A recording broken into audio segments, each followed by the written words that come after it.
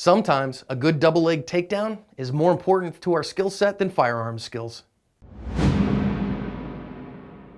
Hi everyone, this is John with today's active self-protection lesson out of Pennsylvania. It is a bank robbery that goes badly for the bank robber.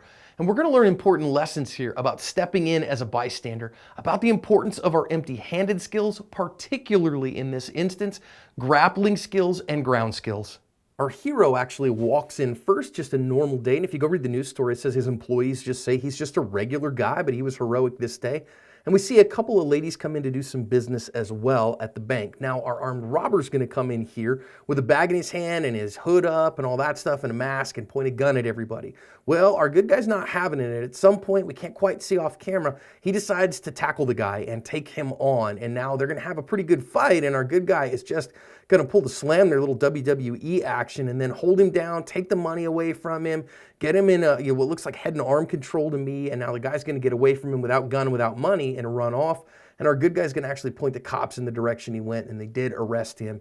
And this one's over that fast. Let's go back and think about some lessons out of this one. First of all, I think our good guy wasn't looking for a fight that day, but he was ready for one with attitude, with skills, and in the moment, a plan as well. These ladies, on the other hand, they're just bystanders. They're normal folks. And so when our bad guy shows up in this transitional space, they're kind of stuck there, and they got to look for their opportunity to go. Now, armed robbers are going to use these kinds of transitional spaces to launch their attacks from ambush, and that's exactly what we see happen here. As he comes in, he didn't care about, them not noticing that he had a mask on or any of that stuff because he had a gun in his hand. Now, our good guy decided at whatever moment he did decide that he was going to go after this guy. I can't tell because it was off screen, if it was because he had, put his gun down or put it in his waistband or whatever. But our good guy, when he went with speed, surprise, and violence of action. And those are our keys. When it's time to defend yourself, when you wait your turn, when it is your turn, you go hard. Now, one thing that I love that I see is that these women, when they found their opportunity, they got out of the danger zone. Because they weren't part of the solution, they decided they didn't want to jump in with the good guy to solve the problem. They got out of the danger zone. And that's a perfectly good solution to teach to the non-defenders in your life.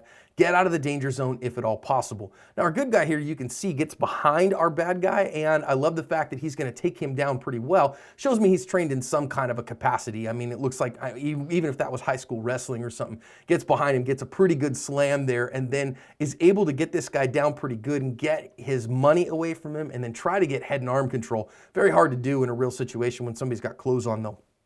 Now, this guy's going to get away, and some people are like, well, wait a minute, would it have been better to hold on to him? Well, not necessarily. He doesn't have a gun, doesn't have the money. If he wants to go, best thing to do might be to let him go and get yourself out of the danger zone. That's exactly what our good guy did here. And one final thing, our good guy did follow him out and kind of point the cops in the direction of which way he went. And I generally speaking don't recommend that because we do see counter ambushes launched, or the bad guy might have gone back to the car to get another gun or something like that. Probably a better idea to lock the door, wait for the cops to get there, and let them solve the problem, because then you're not putting yourself back in a danger zone. But no shade on the good guy here. I think he had great attitude, incredible skills, ended up with a good plan, and he covered his asp.